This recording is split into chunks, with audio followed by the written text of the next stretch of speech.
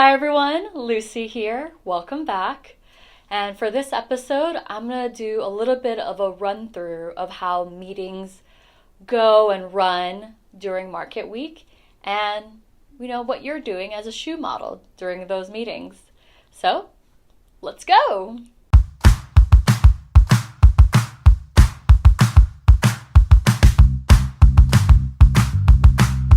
First, I want to start off by saying thank you to everyone who's been watching and supporting me and my channel and all of my social media platforms. I really, truly appreciate it. The more you like and you share all this information with your family and friends, the more reach all this information has to getting to everyone else out there who's interested in shoe modeling or are going to do their first shoe modeling experience or job and they don't know what to do, so now they know what to do and what to expect. So thank you so much. Or even with people who are just interested in shoes in general, I think they would like this channel. But anyways, just want to say thank you so much for helping me grow this channel and everything else that comes with my shoe modeling channel. So thank you so much. Please continue to like, subscribe, and do all the things that you do to help share this information. It's market week. It happens 4 times a year. Since I'm in New York, I work for FFANY, which is Fashion Footwear Association of New York. First week of February, first week of June, first week of August, and first week of December. And December and February, all the lines are geared towards the fall of the following year. And June and August is for the spring line of the following year. So 4 times a year we have market where buyers from different stores across the world come to look at the shoe line that different brands have, and they're looking to see what they're gonna buy for their stores for the next year or the next season. And as a shoe model, you put on shoes and make them look nice and appealing, and hopefully the buyers want to buy it. You're probably thinking, okay, in these meetings, I'm just putting on shoes nonstop all the time throughout the whole hour or 2 or however long they're there. That is far from the case. There is, as a shoe model, a lot of just sitting there and converting oxygen into carbon dioxide and trying to stay awake and pay attention is pretty much what you're doing the whole time. And sitting up nice and straight, too. I don't want to look slouchy or unprofessional. For a shoe model, you're pretty much sitting there the whole time. So how a meeting runs is that during the first half of the meeting, it's just the buyers and the sellers talking, and sometimes they'll have their accountants or their money person with them too in the meeting. And it's just talking about how the line did this past season, what worked, what didn't work. A lot of strategizing too is happening. A lot of talk about budgeting and money and what they have and how the company is going, and what that looks like, and all the planning and strategizing is happening usually in the beginning of the meeting. What also happens at the beginning of the meeting is that sellers will pull shoes that the buyers at the previous market or previous FFANY pool that they really like. So for example, the seller will say, hey, so these are the 5 shoes that you picked last FFANY that you really like and we're going to put in the stores for Q1 or quarter 1, for example. So you hear Q1, Q2, Q3, Q4. The Q stands for quarters. They're quarterly of the year. So every 3 months, is a quarter. So January, February, March is 1 quarter, and so on and so on. But yeah, so they'll pull shoes out to show them what their line looks like for that season. And they talk about we need to place this order by this time so that way it could get to your store by this time. It's a lot of planning and strategizing and organizing. And it's also really fascinating too. I find it really interesting and fascinating just to hear the inner workings of how a shoe company works, because I had no idea. And actually knowing all this now, I know when to buy shoes, which I'll probably do another episode based on like, oh, when you can buy shoes and when's a good time to do it and stuff like that. Oh, they also talk about politics and how whatever is happening in the current situation politically and how it can affect, pricing of the shoes or when things will come and stuff. Like I remembered for COVID, it was a stressful time for them because it's like all the factories are closing down because of COVID outbreaks and stuff. So it's like, are our shoes going to come on time, And then currently right now politically the US president, who is Trump, is like talking about putting tariffs on like China imported goods and stuff like that. So it's like a lot of talk about like how all this stuff is affecting their bottom dollar, their business, and also how it's going to affect the consumers as well. Because at the end of the day, companies need to make money. Buyers, consumers want to buy things that they can afford. And if they can't afford it, they're not going to buy it. And if they aren't going to buy anything, then businesses won't have a profit and things aren't going to look good for them. So yeah, it's a lot of talk about that. A topic that comes up with, which I just never thought about it. But so I'm half Chinese and my mom's from China. So every year we celebrate Chinese New Year.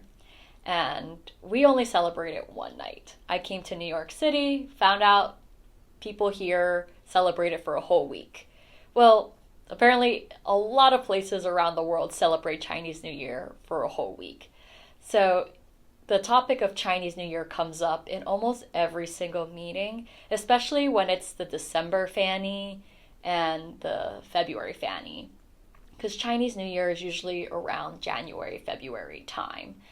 And with that, the reason why it comes up is because a lot of the factories that these brands have their shoes being made out of are in China. And in China, from what I've learned from all these meetings, is that the workers that work in all these like shoe factories in China, they actually close the factories down for about a month. Maybe a week or two, but a lot of times for a whole month for Chinese New Year. And it's because all the workers in the factories don't live near the factories. They actually are from places far away, from like hours away. Think of it as like the factories in New York City, and you actually live in like DC, which is about a 4 to 5 hour drive. Or you live in Boston, which is another 4 to 5 hour drive. Or if you live in Philadelphia, which is like a 2 hour drive. All the workers in the factory, in these Chinese factories, don't live near the factory. It's not like it's in New York City and they live in Brooklyn type of situation. They live far away. So a lot of times, a lot of these factories have houses for workers to live in while they're working at the factory. Like a campus situation. I'm not sure how nice it is, but think of it as like, the factory is a university and all the workers are dorming near the university. So during Chinese New Year's, all the workers go back to their hometowns, which is like hours and hours and hours away, to celebrate with their family. And they're going to be there. They have to travel so far, so factories just close down for like about a week or two to a month long. So that way all these workers can, spend time with their families.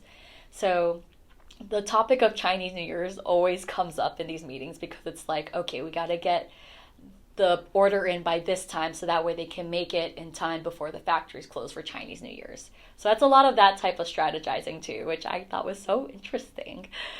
Yeah. Also did not know that they celebrated Chinese New Year's for a whole month. Like, that's amazing. Like, we don't have any celebrations in the US where we celebrate it for a whole month and people get off for a whole month. Like, yeah.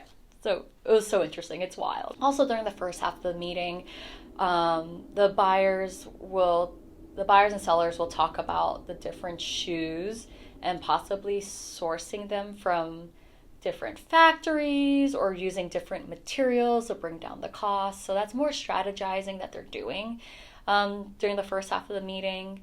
is just like finding a way to bring the price point down so that way it could increase the margins of their profit, but also so they don't have to like pass on the burden of the price to the consumers. Another thing that sellers will probably do during meetings is pull out the shoes that other stores have bought in. And usually they do that for stores that are on the same tier as the client that's currently at the meeting. Like for example, if TJ Maxx came in, the seller may say, "Oh, just to let you know, this is what Nordstrom Rack is doing from our line," and they'll pull up to show them. And the reason why they're doing it's more strategizing, because you don't want to have like this. You don't always want to have the same shoes from your competitors in your store, because you want to be able to get the customer to come to your store. And if they can get the exact same shoe at your competitor's store, and that competitor is actually, like, let's say closer to them distance wise, they'll go to your competitor. So a lot of that strategizing too, about like seeing what the competitor is doing and trying to not necessarily copy that, or like, you know, if there's a similar shoe that they want, they'll probably ask for like a tweak in the shoe so that way it's exclusive for their store. Like, for example, I remember there were these shoes by Mark Fisher that I really like, and they were these cute little black booties, and I really wanted them in black suede. And the only place I could find them was at Macy's, but they didn't have it at my size at Macy's. In fact, I think it was completely sold out at Macy's. But everywhere else, they had it in this like leather, like crackled leather. And I'm like, I don't want it in that leather. I want it in suede. But I only can find it at Macy's. And it's because Mark Fisher, when Macy's came to Mark Fisher's showroom, they wanted the shoe. And Mark Fisher was probably like, hey, we'll give you the exclusivity of having these booties in black suede. Only be at your store and nowhere else. And that's how it is for a lot of like their big important clients that they have. They want to offer them an exclusivity strictly for them, so that way customers can go to that store specifically for that shoe. And when I was looking for those damn shoes, I was like, oh, it's only at Macy's, it's nowhere else. It wasn't even on Mark Fisher's website too, which is like, I went to their actual website and they didn't have it. But it was only exclusive for Macy's. And I was like, oh man, and I knew it too. I was like, they had exclusivity. All right. But yeah, so that's in that part of the meeting, they'll talk about exclusivity.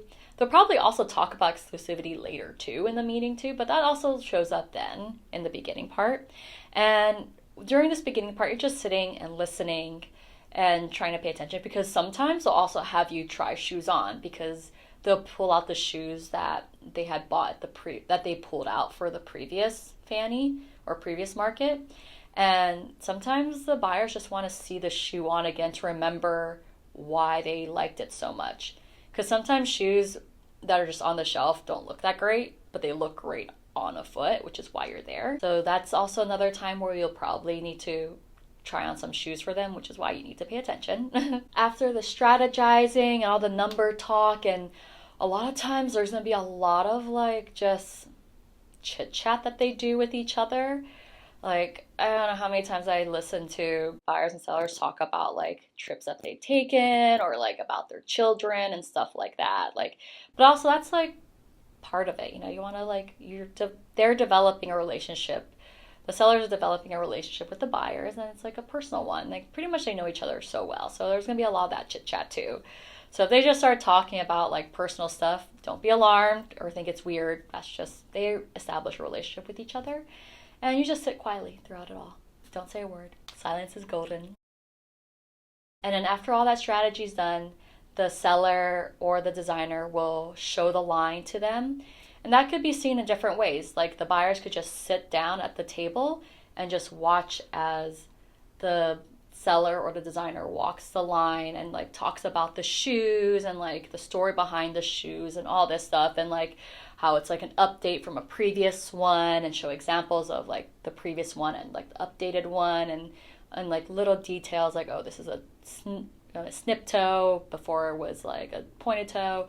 They're gonna walk the line and like talk about it, and like all the different like materials, and like what's trending too is what's going to be talked about a lot, is like, oh, denim, we are told it's going to be trending next year, so we did so much denim stuff. Polka dots are going to be in, or whatever. They'll leopard print, snake, anything. Like heels are going to be in, heels are going to be out, like no ballet flats, whatever. They'll talk about trends throughout this whole thing. They'll talk about new technology that they have on the shoe too, that they're excited about. Maybe something's lightweight or flexible, or, they specific padding of some sort. All this stuff will be talked about as they're walking the line. The buyers will either be sitting down, or sometimes the buyers like to stand up and walk the line with the seller and the designer. That's a possibility too.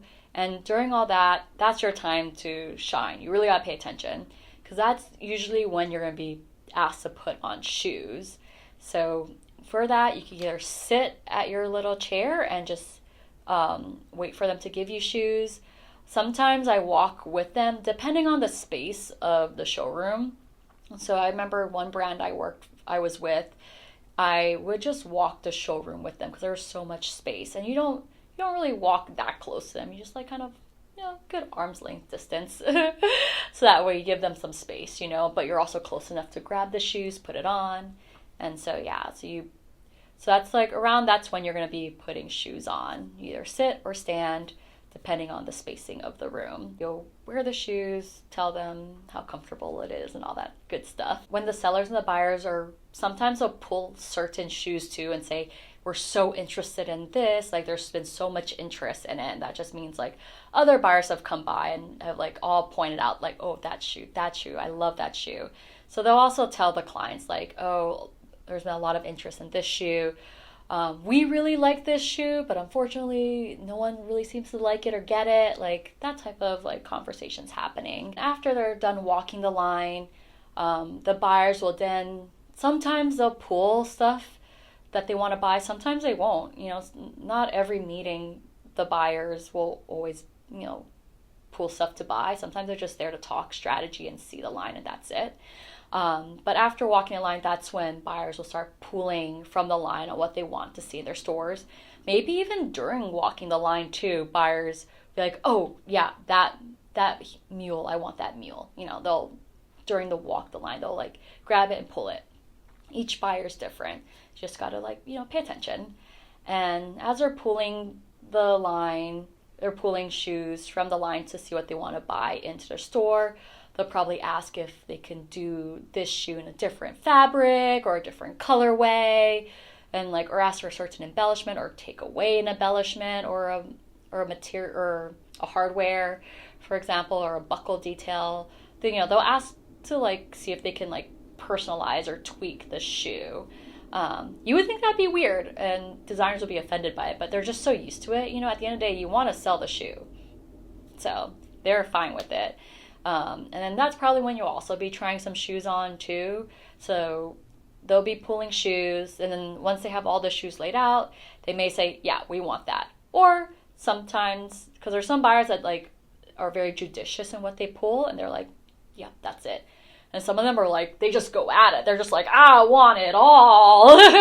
And they just pull everything that they like, and they have it on the table, and then they're like, okay, well, we don't have the budget for all these shoes, so now we gotta edit it down, pare it down a little bit. And that's also when you'll probably be asked to put a lot of shoes on, so that way they can make the decision on whether or not they want to go forward with that, to style out or to buy and stuff.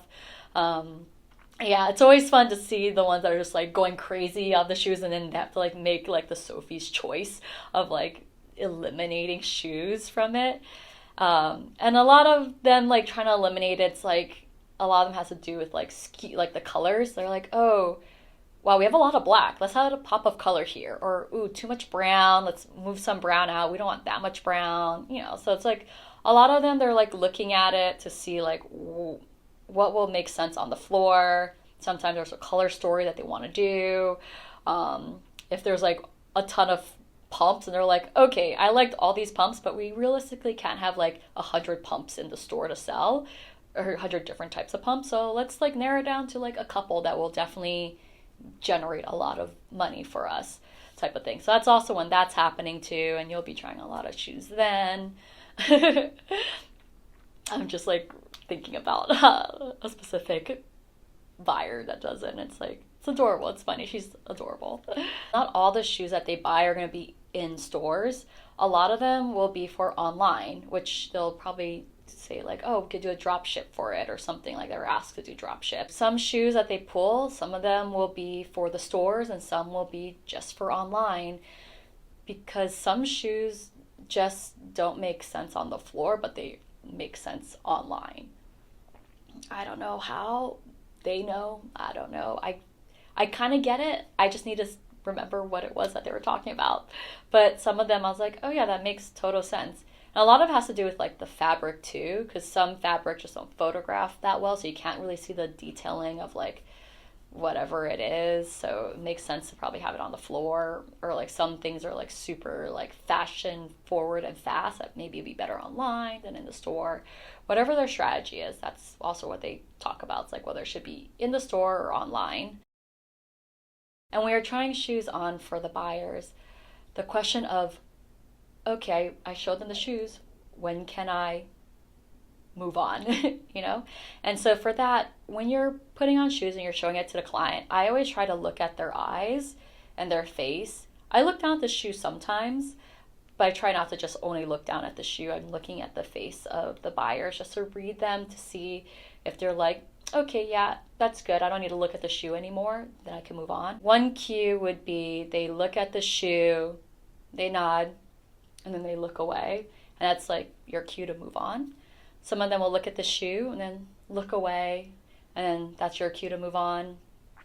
Some of them will like look at the shoe, look at you, and say, yeah, and that's when or yes, and then that's when you move on. Some of them will look at the shoe, look at you, and just do a couple nods, and that's when you know to move on. Some will just say thank you. Some will say okay. You know, all those like little things, and then that's how you know when to like move on from showing them that specific shoe. And after you're done trying the shoe on, you could just leave the shoe on the ground next to your chair. Usually that happens a lot, and there's like bunches of shoes all around me. I'm surrounded by shoes on the floor. Or sometimes you can hand it back to the seller or the designer, or sometimes you can hand it back to the buyer if that's a shoe that they want. Just like if you're listening to their conversation and they're like, oh yeah, I really like that wedge.